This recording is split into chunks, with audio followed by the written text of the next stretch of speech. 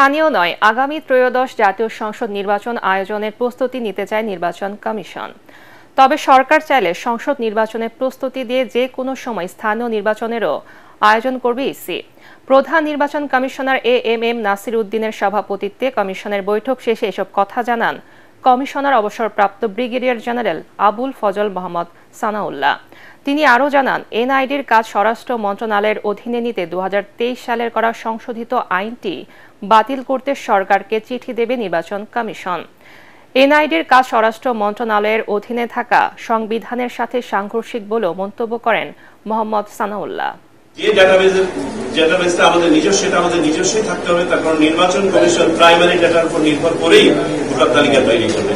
সুতরাং এই প্রাইমারি ডাটাটাও আমরা কারো কাছে ওইভাবে হস্তান্তর করতে পারবো না। যেহেতু একটা ডাটাবেস আছে, সেন্ট্রালি ন্যাশনাল ডাটাবেস, এটা ব্যবহার করে এখানে দুটো সার্ভিস হচ্ছে, এটা ডুপ্লিকেশনের কোনো প্রয়োজন আছে বলে মনে করি না। শুধুমাত্র প্রিন্ট করার জন্য এনআইডিটা আরেকখানে যাওয়াটা আমরা যৌক্তিক মনে করি না।